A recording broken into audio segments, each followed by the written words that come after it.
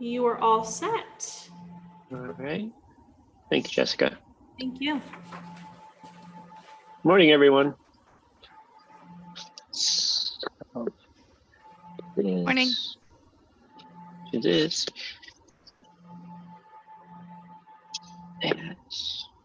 All right. So today's session, I want to talk about color and using color, because color and contrast can be really effective and really important to use. So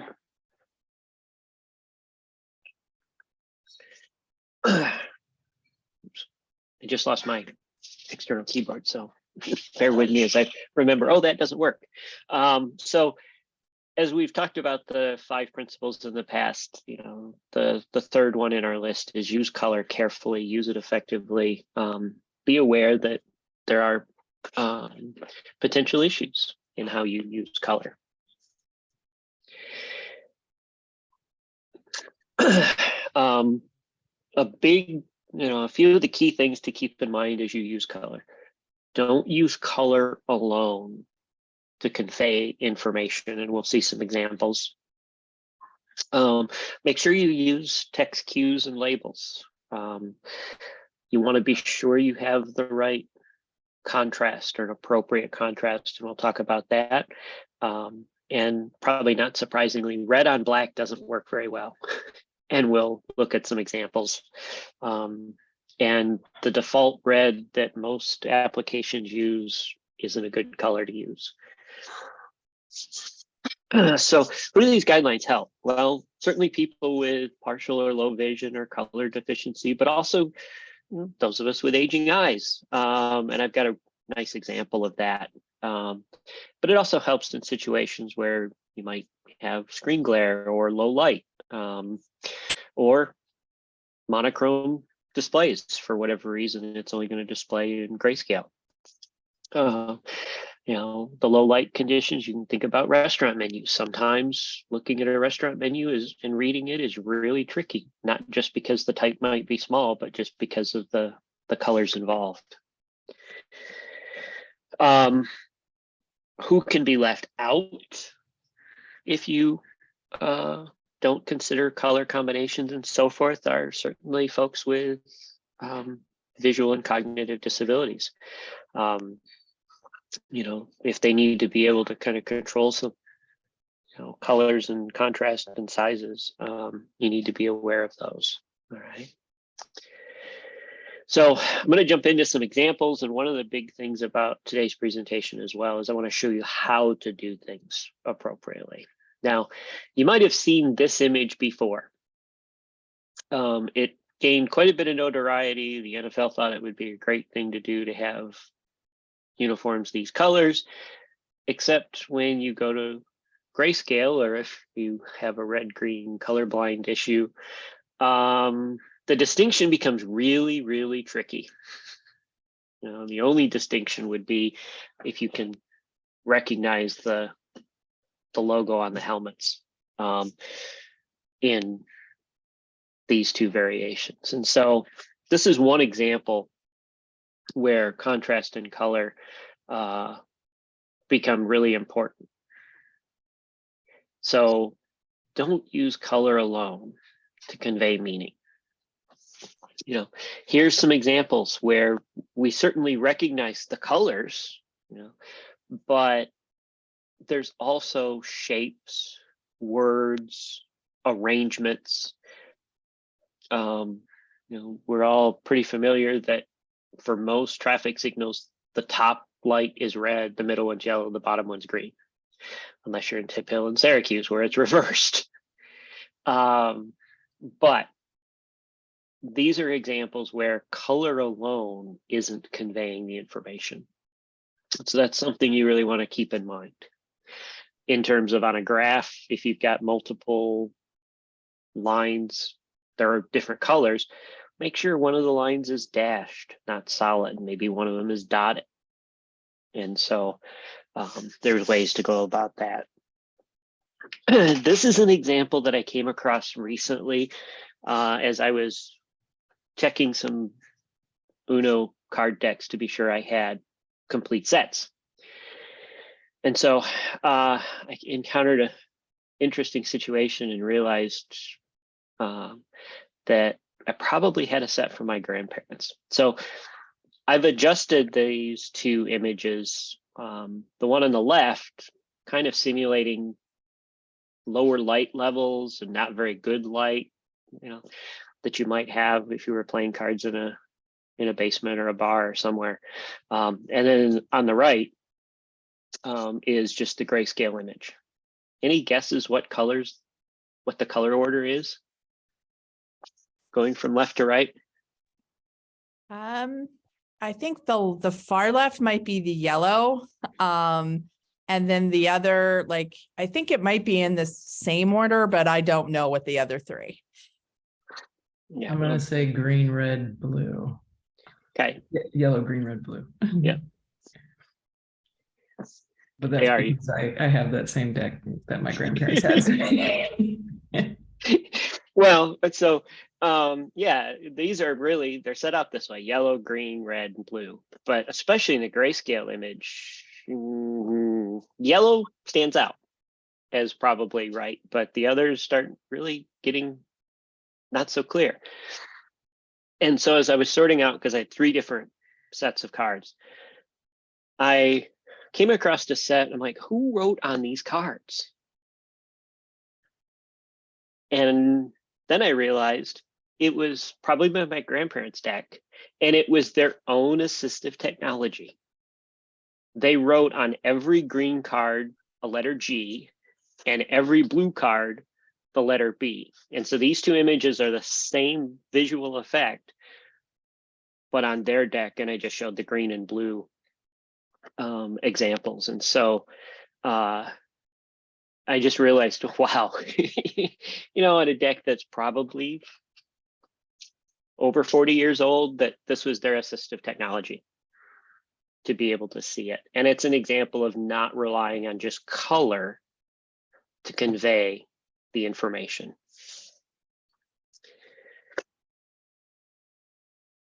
This now is going to be the one that people get really worried about, or get maybe confused about, or how do I do this, is meeting the contrast standards.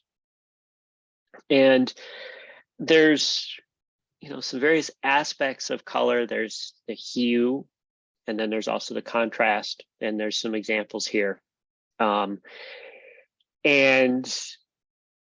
it's a case of there are YKG standards for color, and we'll look at them. Be aware that they revise these standards, and the upcoming revision, which is viewable in a draft form, is going to change how some of these color contrast standards are defined. And in fact, it's going to make them more appropriate. And the tools that I'm going to show you today will all still work and will all still apply.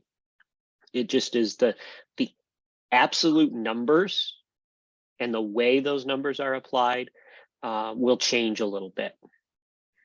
All right. And so when you're looking at the checkers, which we'll do, and the standards, what we're looking at is this YKG 2.1, and this 1.4.3 is the section of the standards that applies to color and contrast.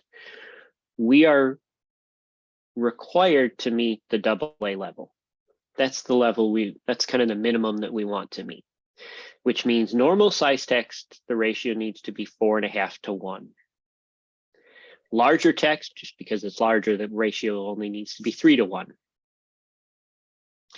If we want to go to the higher standard, the AAA level, you can see it's a little more rigorous. You're getting a lot more contrast because you're looking at 7 to 1 for normal text and 4.5 to 1 for large text.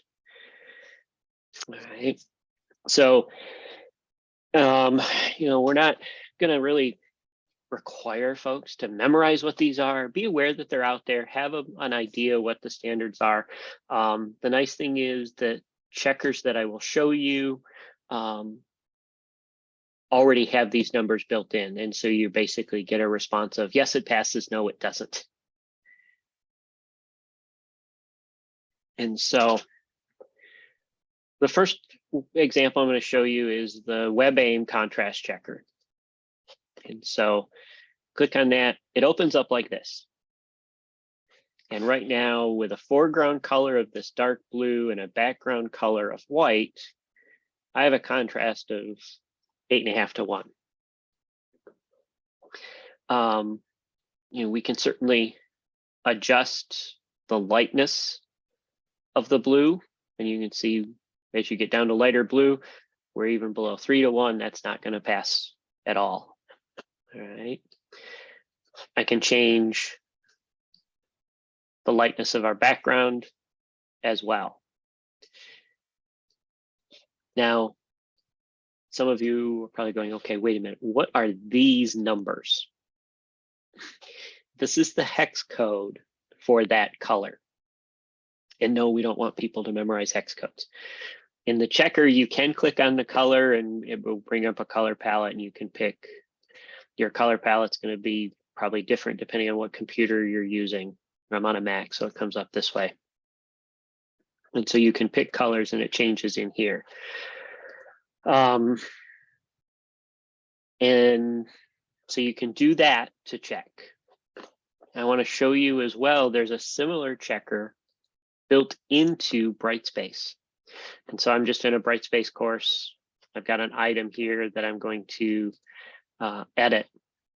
And so if I wanted to change this text of the office hours to a different color, I click my little paintbrush tool here for the text, and it brings up color option. And I can pick whatever color, and it's telling me right here what the contrast ratio is and whether it would pass or fail for small text or large text. It's also, you'll notice, telling me what that hex code color identifier is. And similar to the other checker, I can skew the lightness brighter and darker. All right. So these are the two checkers that you are probably most commonly going to encounter and use.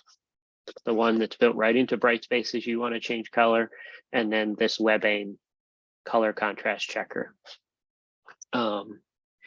Just so that folks have it, I'm going to do this and drop it in the chat. I'll also get well, I'm doing it now, the link to the slides, so you have those. Now, that hex color thing, you're looking at something online and you want to know what the color is. This color contrast analyzer is a really simple tool that you can download, install on your computer. And when you open it, you get this kind of a view right here. And what it allows you to do is you click on the little eyedropper, and it gives you this little zoom in window. Can everybody see the little zoom in window? And so I can go over any color and click, and it will automatically update that and tell me what the hex code is. And so what I'm going to do in my slides is pop back a couple. So this classic bright red that we like, and that most applications default to when you want red, if I select that, notice that it fails for regular text at the AA, passes for large text at AA, but fails for both on the AAA standard. So that's why that default red, even though it's a big attention grabber, isn't good contrast on white even. We can certainly change this to black.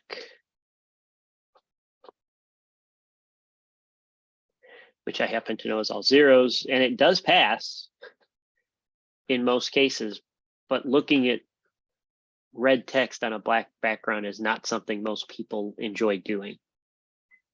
All right. So this is the way you can check your contrast You can figure out what color something really is if you want to use that one specifically.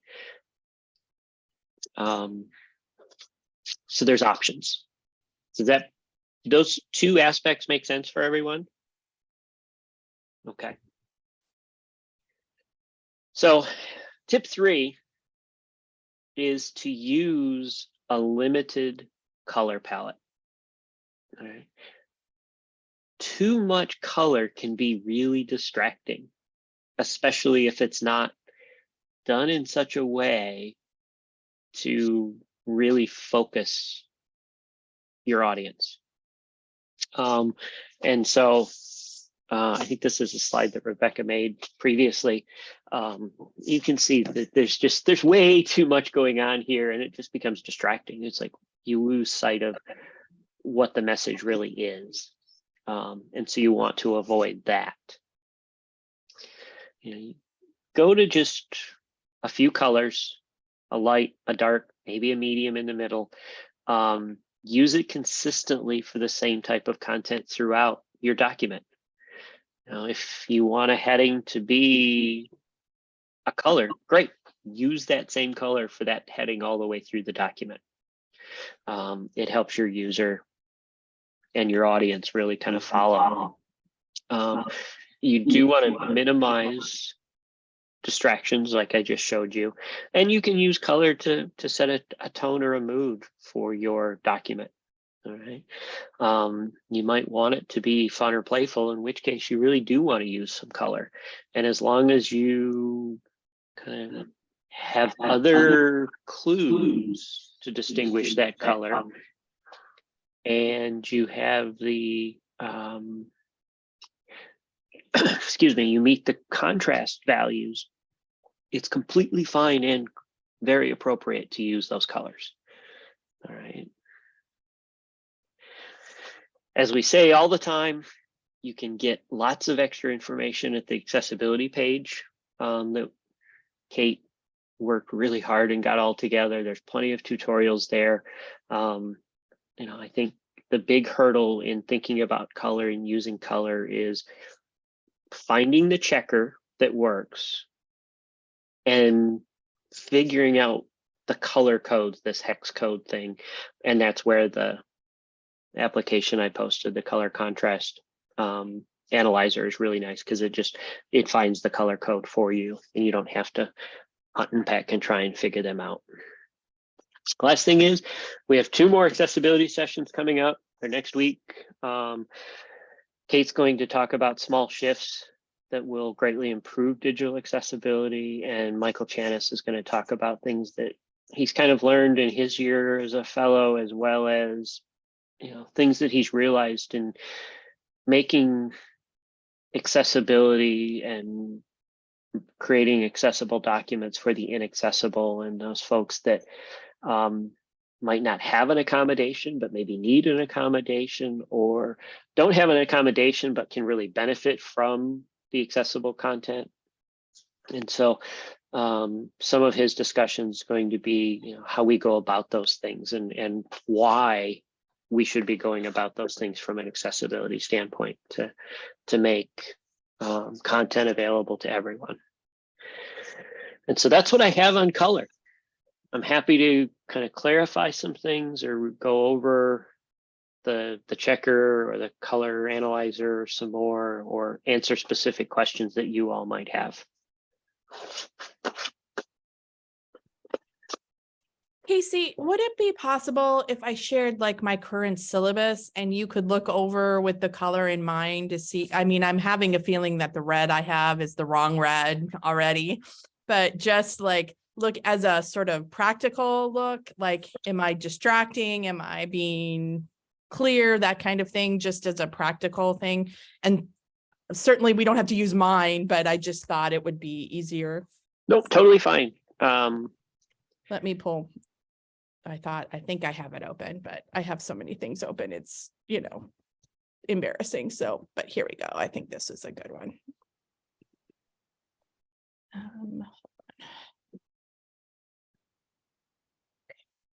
Oh, didn't have it up fast enough. Sorry. Here. It's okay. No worries. So it's black and white mostly, so that's good. I think that passes. But where I start to use color is for due dates. You see the red, which is Yep. probably the wrong red, I'm gonna guess. I'll tell you So in a second. to try the red, I'm sorry, on Word, I think there is an accessibility, right? Is that in tools? Or- Um, there is an accessibility checker and component in Word, but it doesn't always do the color. Color's the one accessibility thing that very few checkers do in a document. It's almost always something you have to look at manually. Okay. Probably the easier thing is to pull, let's see, if you do the arrow, the drop down arrow by the color of the type where that letter Okay, A yes, is. yes. Yep. So what color is that? It doesn't, let me see if I can do it again. Let's see. If I put it on here, maybe it tells me there, right? Okay. Yep. Okay. So if you go up and do, I think it's the slider bar and change from grayscale slider. Oh no, it doesn't give me the hex there. I thought it did. I mean, I'm thinking this is the same one you showed us probably. It's close, but I just put my color analyzer over it. Uh-huh. And it gives me a ratio of 5.9 to 1. If I grabbed, granted, I'm basically selecting a really small pixel. Yeah. So it's probably pretty close to being okay. Okay, well, but I can play with that. That's not, but the other way I use color, I mean, I have all due dates and I do use the bold and the underlining just because I know reds are hard, and a suggestion of a different color that wouldn't, be so difficult for students would be great. But I note that everything is in underline and bold as well as in due dates are marked in red. And then the other color that I use, it's not so much on this one, it's on my intro, is I use a blue for makeup stuff. So the students know where makeup assignments are. So I note it again, like I did here, like in the makeup section, it says makeup information is in bold blue kind of thing. But that's kind of how I use color in my syllabus. Mhm. Am I No, covering enough, or is there things I can do to better off? Basically, the reason why I use red at all is because students would complain they never knew when due dates were. So I wanted something really like that would punch them in the face, but I want to punch colorblind and anyone else in the face as well. I mean, one thing that might punch in the face as well a little bit more is to actually increase the type size. Okay, that makes sense to me. Yeah. For the due dates, it's like, here they are, make them bigger. Yeah, it makes it sort of, in terms of a printed document or even just kind of looking at it, it's like they really pop out. But if you want to be sure that the due dates really pop out, that's a way to accomplish that. Okay. One of the things I'm thinking about the makeup work and the blue color that you can get, that might get confusing is that compared to a hyperlink. Yeah, I've thought about that. So I know so many other colors are really rough though. So Yeah. So you could do, potentially as well, italics. Yeah, no, I think I do. I think I denote them that way as well. Like I try and I have some things in all caps. Notice the all caps is no late papers will be accepted. I'm shouting at them. I am beating them with a whip kind of thing in my syllabus. So another thing that you can do is actually highlight that text. Right. Okay. As long as the background color and the foreground color provide the right contrast. Right. You can do that as well. And in the slide deck where it talks about color properties, hue, and the contrast, there's those 3 images with the Pac-Man symbol. Right. They really pop out You can do the same thing with text. Right. Okay, that makes sense too. And so that might be another way to help it pop out. Okay, thank you. That's really helpful. You're welcome.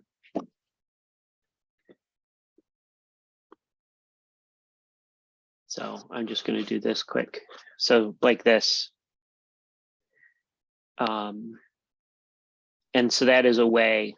So all three of these images have a contrast of 8.4 to 1. So even using this rust color as a background to the black text is going to make it pop out.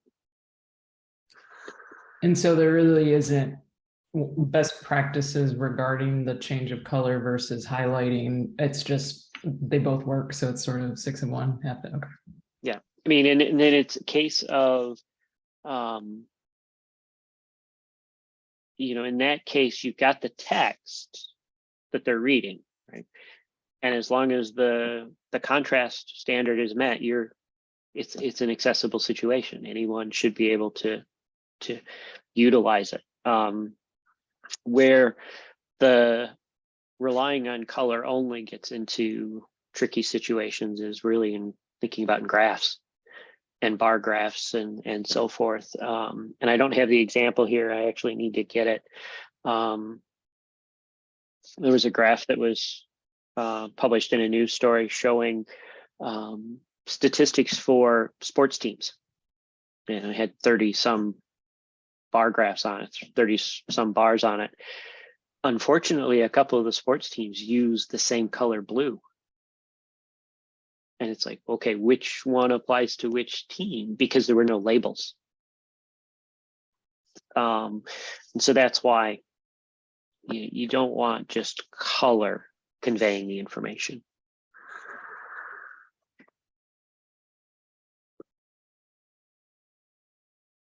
So the biggest, I think, worry that most folks have is, well, how do I know? And the WebAIM contrast checker is a really easy way to check. Is it going to work or not? All right. So that's all I have. Hopefully you learned a few things and can add that to your toolkit, and have a good weekend. And I will see folks probably Tuesday. Thank you. Thanks, Casey. Bye.